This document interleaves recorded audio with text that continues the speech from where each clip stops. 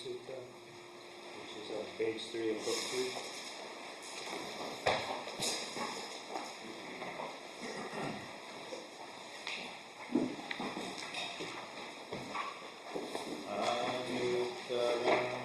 Sambodhin Sambhujitvam Tathagato Patamanyam Adese Siddhammachatam Anuttaram Sammadeva Bhavatento Lokeha Pativapriyam Yatha Tata Ubhavanta Patipati Chamajima Chatusvarya Sachesu Visuddham Jnanadasana Desidam Dhammarajena Samma Sambodhikitanam Namena Visuddham Suttam Dhammacakra Pavatanam Veya Karanapatena Samgitam Tham Banamase Evam Nisutam Ekam Samayam Bhagava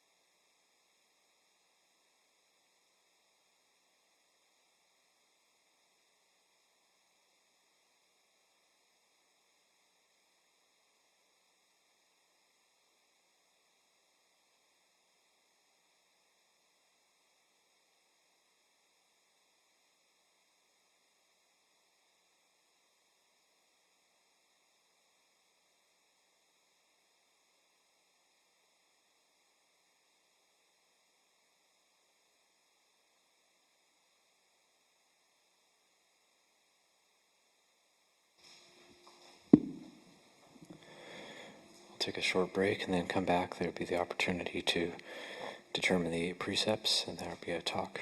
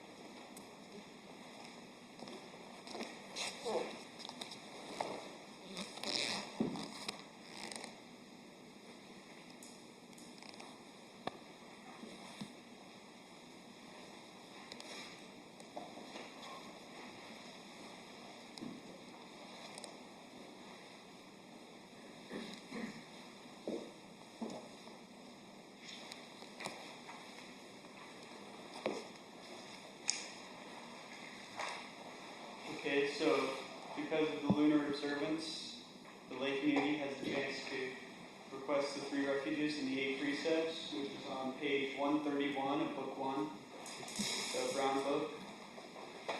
So once you're all ready, you can bow together 3 times and begin chanting.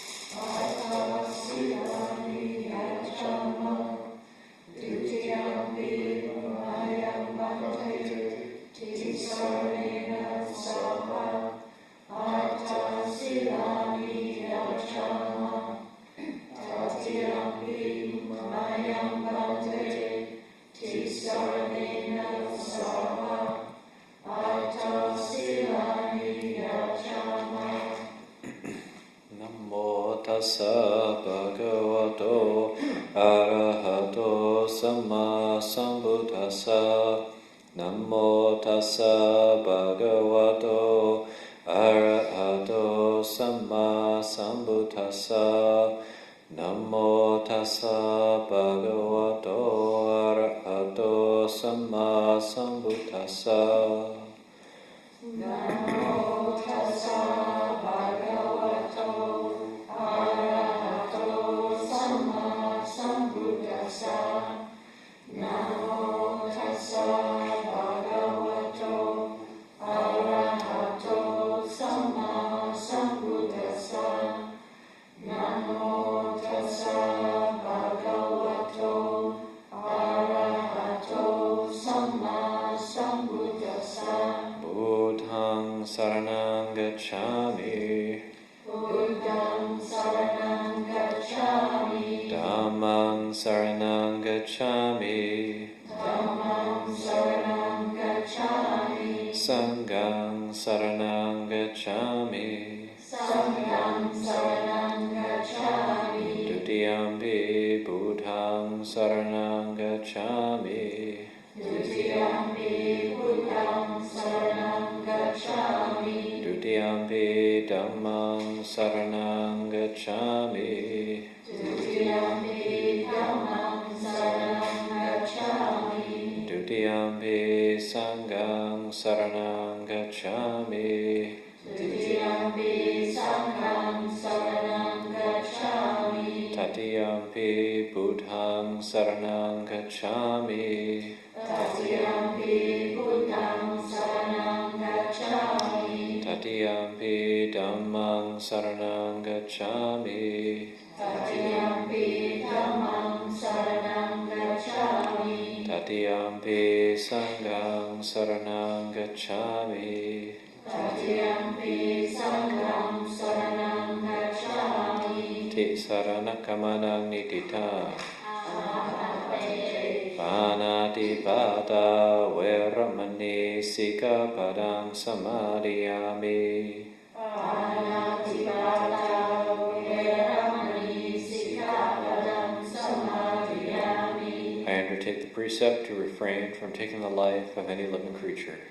I undertake the precept to refrain from taking the life of any living creature. Adina dana veramani sikapadam samadhiyami. Adinadana veramani sikapadam samadhiyami. I undertake the precept to refrain from taking that which is not given. I undertake the precept to refrain from taking that which is not given. Abrahmacharya veramani sikapadam samadhiyami. Brahmacharya veramani sikapadam samadhiyami. I undertake the precept to refrain from any intentional sexual activity. I undertake the precept to refrain from any intentional sexual activity. Musawada Veramani Sikkhapadang Samadhiyami. Musawada Veramani Sikkhapadang Samadhiyami. I undertake the precept to refrain from lying. I undertake the precept to refrain from lying. Sura Meraya Maja Pamadatana Veramani Sikkhapadang Samadhiyami. Sura Meraya Maja Pamadatana Veramani Sikkhapadang Samadhiyami. I undertake the precept to refrain from consuming intoxicating drink and drugs which lead to carelessness. I undertake the precept to refrain from consuming intoxicating drink and drugs which lead to carelessness. Vikala Bhojana Veramani Sikkhapadang Samadhiyami. Vikala Bhojana Veramani Sikkhapadang Samadhiyami. I undertake the precept to refrain from eating at inappropriate times. I undertake the precept to refrain from eating at inappropriate times. Nacha Gita Varita Visukadasana Malaganda Vilepana Dharana Mandana Vibhusanatana Veramani Sikkhapadang Samadhiyami. Nacha Gita Varita Visukadasana Malaganda Vilepana Dharana Mandana Vibhusanatana Veramani Sikkhapadang Samadhiyami. I undertake the precept to refrain from entertainment, beautification, and adornment. I undertake the precept to refrain from entertainment, beautification, and adornment. Uchasayana Mahasayana Veramani Sikkhapadang Samadhiyami. Uchasayana Mahasayana Veramani Sikkhapadang Samadhiyami. I undertake the precept to refrain from lying on a high, luxurious sleeping place. I undertake the precept to refrain from lying on a high or luxurious sleeping place. Imaniyata Sikkhapadani Samadhiyami. Imaniyata Sikkhapadani Samadhiyami. Imaniyata Sikkhapadani Samadhiyami. Imaniyata Sikkhapadani Samadhiyami. Imaniyata Sikkhapadani Silena Sugatinyanti Silena Bhoga Sampada Silena Nibbutinyati Tasama Silang Visodaye. Sadhu, sadhu, sadhu.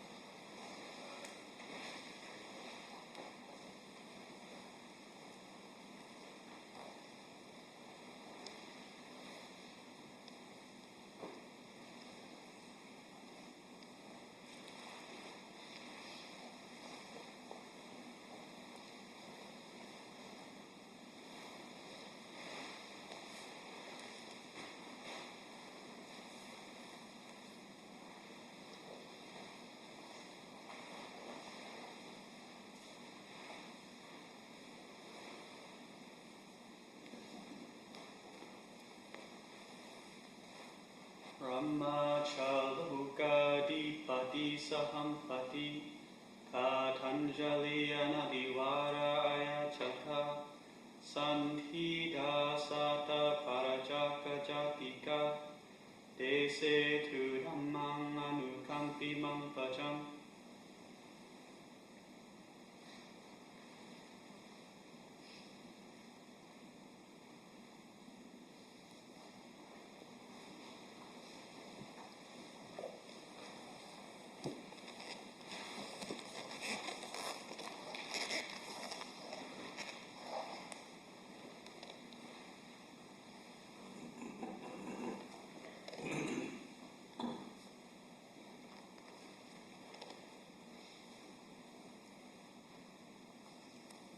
Okasamme bande mahate rode tu dhamakatam katitu.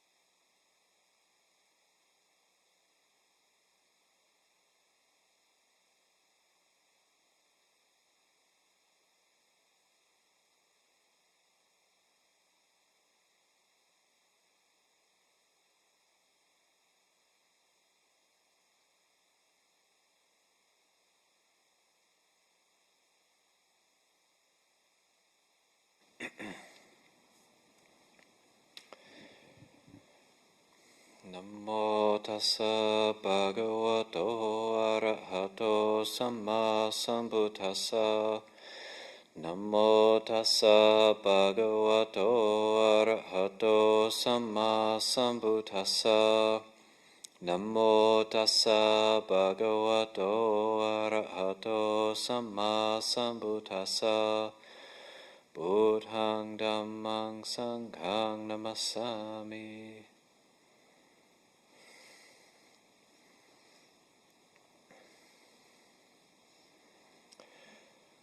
Today is the 29th of July, 2026, Āsāḻha Pūjā. And tomorrow is the entering of the Vasa. So on the full moon of July, then that's the Āsāḻha Pūjā, and the day after that is the formal entering of the rains retreat, the Vasa period. We call it the rains retreat, but it's not the monsoon season here, of course. It's the middle of the summer. We just observe all sorts of rules around that period of time, most notably the ending of it, which is the Katina. We have the Katina season, the ability to have a Katina ceremony. And then 2 months ago we had Āsāḻha Pūjā, commemorating the Buddha's birth, enlightenment, and final Nibbana. And so the full moon of May, it's said to be the time when the Buddha was enlightened, and then once he considered that he would teach, who would he teach, and saw with his Buddha eye that the 5 ascetics who had practiced with him before, when he was practicing the severest of austerities, the maximum level of penance. So the 5 ascetics that were practicing with him were at the deer park near Benares. And so he then decided to walk there by stages, and it took about 2 months. And that's, if you look at the map, that's a realistic time if you were to walk by stages from Bodh Gaya to the deer park to Benares. That's about how long it would take if you walked in a casual manner.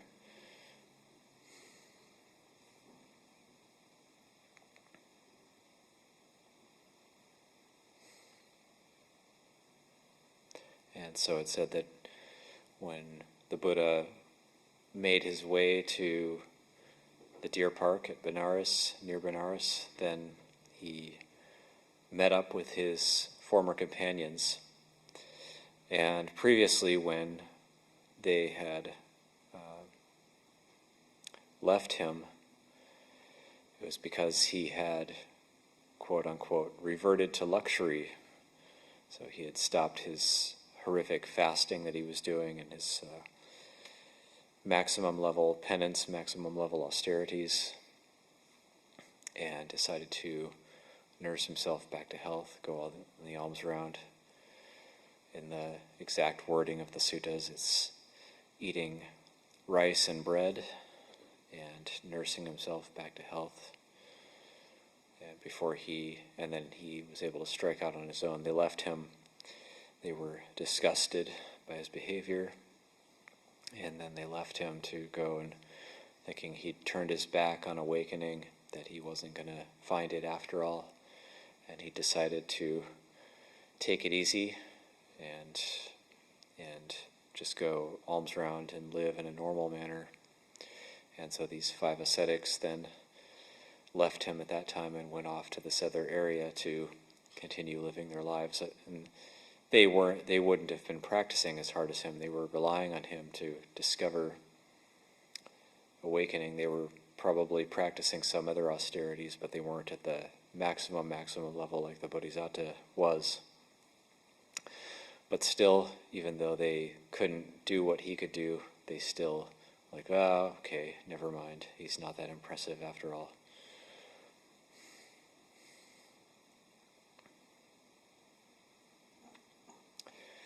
So when the newly awakened Buddha made his way to the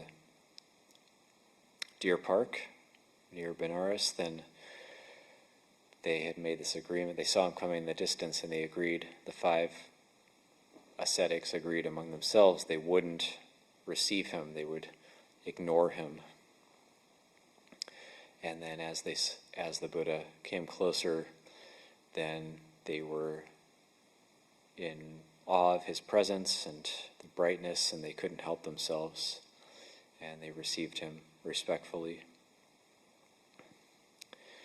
And so then he ends up telling them about the Four Noble Truths and teaching the Dhamma Sutta, the first discourse.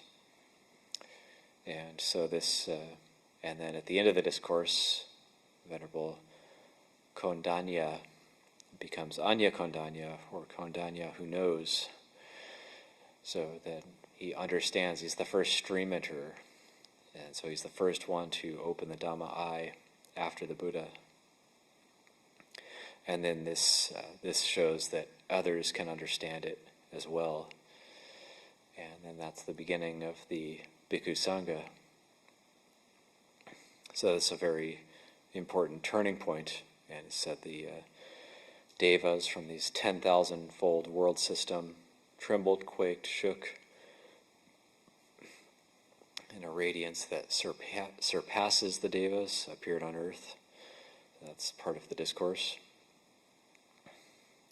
So it's a celebration of the turning of the wheel of the Dhamma that can't be stopped by any energy in the world, any demonic or Devic or human energy in the world, that once the Dhamma wheel is turning, then no one can stop it. It will keep going because people will continue to be interested in it.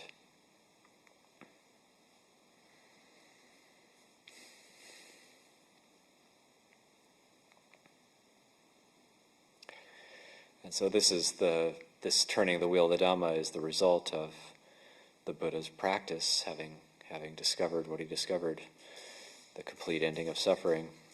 And to discover the complete ending of suffering, he really had to go through it.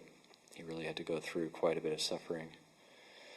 And so everybody suffers in their lives, and the Four Noble Truths it's formulated after the ancient Indian formulation of disease and its cure. So the disease here being dukkha, or suffering, and then the formulation would be that identifying the problem, identifying the disease, and then identifying the cause of the disease, and identifying whether or not that cause can be eradicated, and then the path of treatment to that eradication. So there's suffering, the cause of suffering, which is said to be kamatana, bhavatana, vibhavatana. That's the craving for sensuality, craving for becoming, craving for non-becoming. And then the third noble truth being the ending of suffering, which is the abandonment of that craving. And then the fourth noble truth being the Noble Eightfold Path, which is the path leading to the ending of suffering, the path of good conduct, integrity, and practice, the practice leading to the ending of suffering. So this is the Four Noble Truths follows that formulation. So coming back to the beginning of it, the suffering aspect, it's identifying that there's suffering, and it's something that we're generating, it's something happening inside of us. It's not coming from somewhere else. And so therefore we can practice in a way that we can do something about it. And that's good news. We can actually put it into it, because it is something that's being generated within us, within the heart. And then there's, so every being will have this suffering to a greater or lesser extent. But then the ones who, through confidence in the Buddha's teachings, want to practice in a way to put an ending to it, there will be suffering that is part of that path as well. That's what we call the suffering leading to the ending of suffering. And that is where we put up with, we learn about patient endurance, and those of us who come to the monastery and live under the 8 precepts in the monastery, or those of us who end up undergoing the path of ordination as a path of practice, then we might undergo all sorts of experiences of suffering. But if we hold it in the right way, then this is the suffering leading to the ending of suffering. So the Buddha actually, he got criticized at different times. So when those 5 ascetics, they criticized him and they left his side, and he had to put up with that. That would have been difficult for him to hear, to not have those companions anymore, and they left him. But then he was unencumbered, so there was a benefit to it as well. He could go his own way. And people criticized the Buddha for his going forth, for leaving the home life and going into homelessness, and there was family members who were upset about it. And so that it's said in the life of the Buddha, in the account of the life of the Buddha, that although his family members were weeping with teary faces, he still left. He felt he had to do this.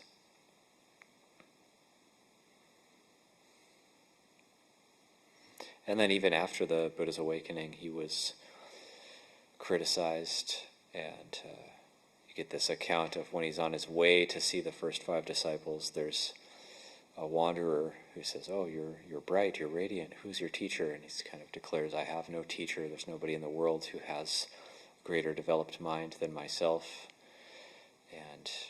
And then this wanderer just, "Okay, well, may it be so, friend," and walks away, shaking his head, takes another path. And so that, okay, well, that didn't go so well. So it's like somebody who didn't necessarily like to hear that, or hear about the Buddha's attainments. And there's even accounts of the Buddha getting made fun of. In the Vinaya, and the Buddha ends up just walking away. Or there's accounts of people harshly criticizing the Buddha. So the Buddha had to put up with all of these things. Or even ultimately, there was Devadatta who even tried to kill the Buddha. So any practitioner, any great Ajahn of the past did have to put up with this kind of suffering leading to the ending of suffering. There's one of the teachings of Ajahn Chah that I like is he's relating about his early practice and where he's living as a Tudong monk and living in the forest and quite an austere lifestyle and having to deal with things like loneliness and reflecting on it and trying to come to terms with it. So Ajahn Chah was sitting up on a hillside and there was a village far away down below. And they were having a big party in the village. They were having some sort of celebration down in the village. And he was up on this hillside and he could just barely hear the sounds and see the lights and things. And it was quite cold. And he was just sitting on this hillside, and then it started raining a little bit, and he was thinking, here I am, none of those people know that there's this monk up here practicing and undergoing all sorts of privations and difficulties, and then everyone's down there having a good time, and then this incredible sense of loneliness and suffering washing over him, and it kind of starts raining, and he just feels incredibly abandoned and alone, and he starts crying, and he's just kind of sitting alone on this hillside weeping. So that's like a very powerful experience. And then through that, coming to this sense of, well, reflecting on it and where is the suffering, and that it's coming from this sense of longing in the inside, and then being able to see that and gain some insight into it.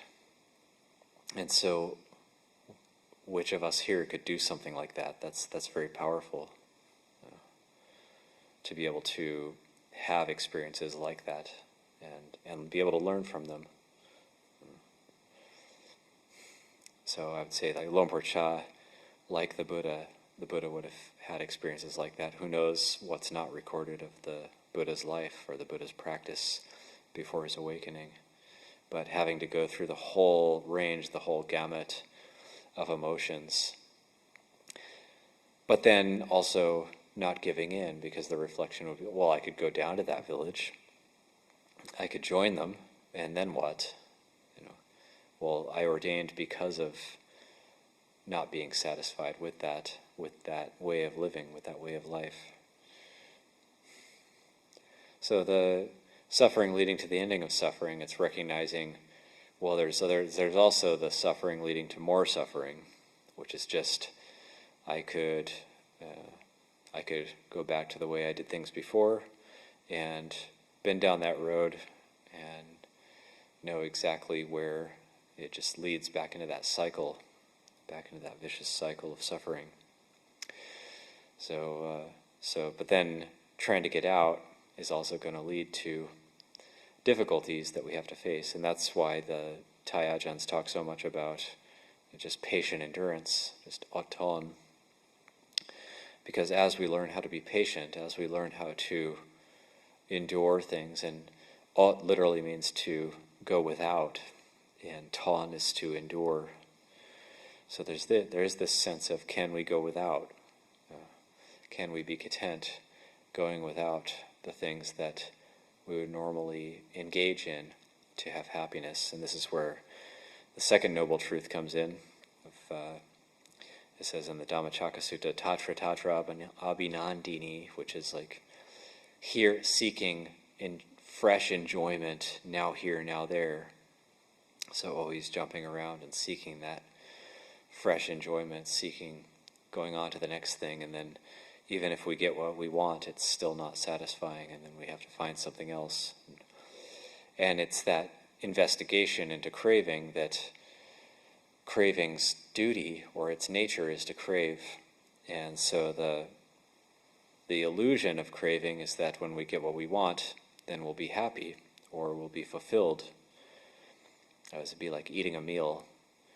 If we want some good food and we actually get it, then when we eat it, then we're satiated for a while, but we just get hungry again. And so all craving is like that, all types of craving are like that. So when it gets fulfilled, then it actually gets stronger. And so the nature of craving is to crave. That's why the Third Noble Truth says the only way out is just to abandon it. It's not that we get what we want, get what we want, get what we want, get what we want to a certain point where we've gotten enough of what we want and then we don't have craving anymore. That's what it's telling us. But it's just, it doesn't stop.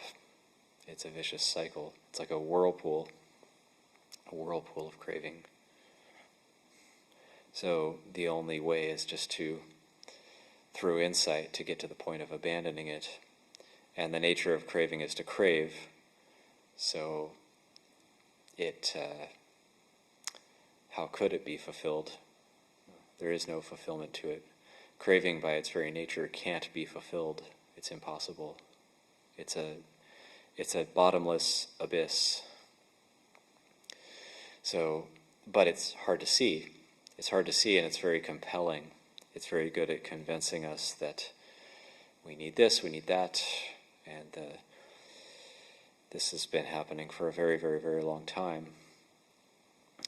So it's quite amazing that the Buddha had these insights into, there is something we can do about it, but it's not easy. And there's no judgment in Buddhism, so it's not like saying, well, you're a bad person if you have craving. That's certainly not the case. What the Buddha is saying is, if there's craving, there's going to be suffering. That's just the natural way of things, the natural order of things. And so we keep coming back to just this Noble Eightfold Path, the Noble Eightfold Path of developing right view being not just the view of the Four Noble Truths, but that looking into the nature of conditioned existence and seeing, is there anything lasting? Is there anything permanent? Looking into the nature of birth and death, and investigating it, considering it, it will develop right view, that right thought, right intention. So right intention is like intentions of renunciation, goodwill, and compassion. The way it's worded in the suttas is like renunciation, non-ill will, and thoughts of non-harming. And we go into right speech, right action, which are involve the precepts. So the Buddha's talking first about the mind, and then ways we can act, ways we can speak and act that are wholesome and in line with ripening the mind or moving the heart toward eventual freedom from suffering. And then there's the right livelihood. That right livelihood for the monastics would be, say, the alms round, and also not asking for things, not hinting, not trying to get gain with gain, and so on. That trying to live in a very selfless and unassuming, pure way. Then the right action, right mindfulness, right concentration. This is the Buddha's laying out the way of living, the way of practice that will eventually lead us closer to liberation from suffering. And that's what we're trying to do in the monastery, is just doing what we can to bring our behavior of body, speech, and mind into line with the Noble Eightfold Path. So the Buddha this day commemorates that the Buddha taught these first 5 disciples. That was the beginning of the Sangha, and then it's continued on to this day, and that's amazing. So these are just a few reflections around what happened on this day, on the full moon of July, Āsāḻha Pūjā, and hope that everyone can reflect on these Four Noble Truths as well and gain the benefits that can be gained from them. Everybody can gain these benefits if we consider these things. So I'll leave that as a reflection for this evening.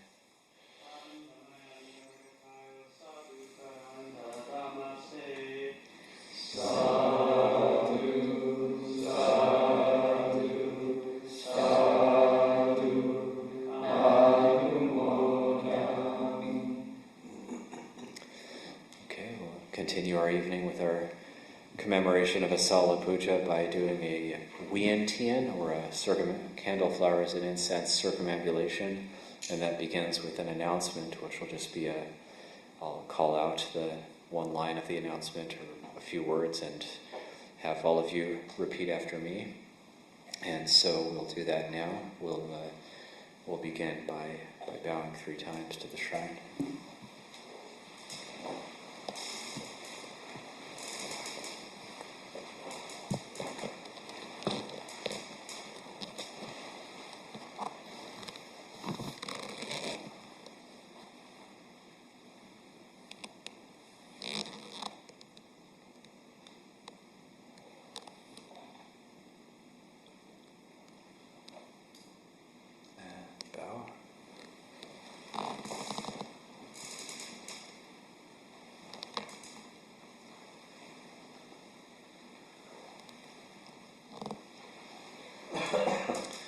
Annamayang Buddhassa Bhagavato Pupapa Ganamakarang Garomase Namo Tassa Bhagavato Arahato Samma Sambuddhassa Namo Tassa Bhagavato Arahato Samma Buddhassa Namo Tassa Bhagavato Arahato Samma Sambuddhassa. We can pick up our flower offerings.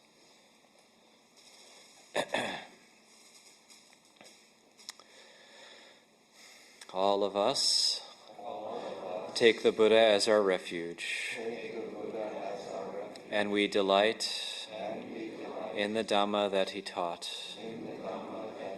He is an Arahant, fully enlightened by himself, and has compassion for all sentient beings.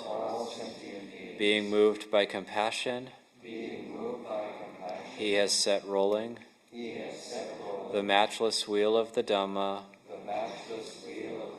He proclaimed the Four Noble Truths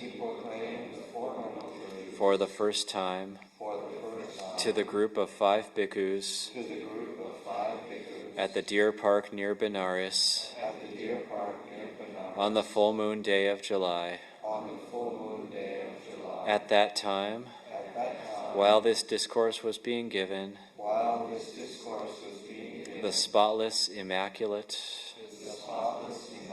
vision of the Dhamma arose in the Venerable Anya Kondanya thus: all that is subject to arising is subject to ceasing. After that he asked for the going forth from the Blessed One, and became the first person in the world to receive the full acceptance as a bhikkhu disciple. At that time, the Sangha was born, and so the 3 jewels, the Buddha, the Dhamma, and the Sangha, were established in the world. All of us have now gathered here on this auspicious full moon day of July, it being the day when the Blessed One proclaimed the Dhammacakkappavattana Sutta, it being the day when the noble Sangha was born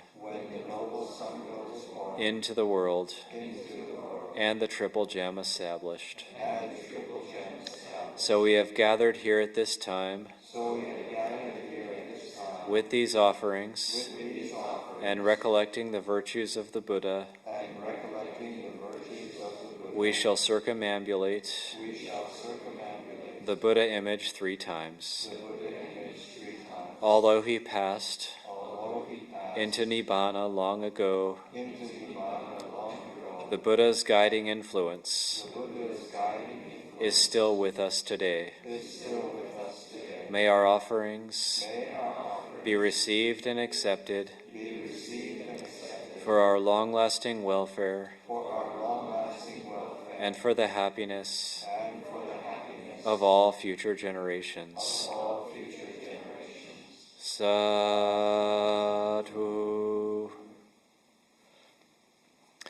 Okay, so now we'll start lighting our candles. I'll light this Buddhist candelabra, or whatever it's called.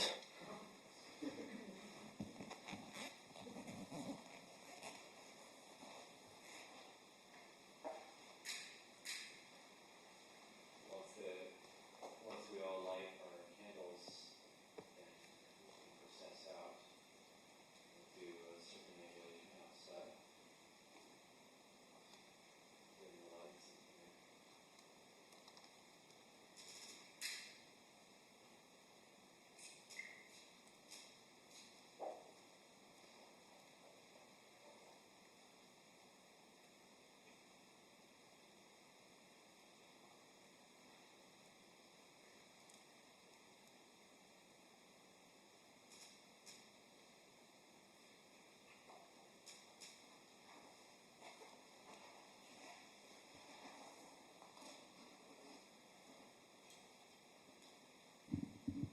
Also, normally when we do this, then one way to hold the mind is on the first circumambulation, mentally reciting Bhutto, Bhutto, second circumambulation, Dhammo, Dhammo, and the third Sangho, Sangho, or whatever other meditation object you might be inspired to hold too.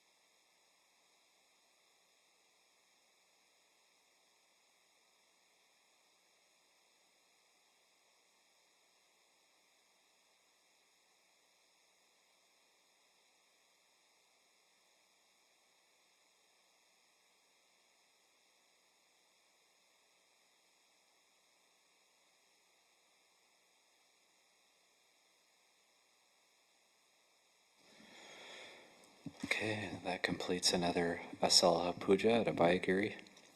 And tonight being the Lunar Observance night, and it's optional if people would like to stay up longer, keep practicing. But just make it optional for everybody. If you'd like to, if it'd be useful to practice on your own or take a rest, can do that as well. Or if it'd be useful to, if you're one of the members of the community who currently has a broken body, then rest the old body. And then tomorrow is open day apart from the monastic community entering the Vasa in the afternoon, but that'll happen up the hill, so just the short period of 6:30, 7 a.m. breakfast, and then the guests, visitors can check in with the kitchen, see if there's help needed in there. Otherwise, it's a open day tomorrow, and so we can we'll pass it on to our chanting leader to choose a closing chant.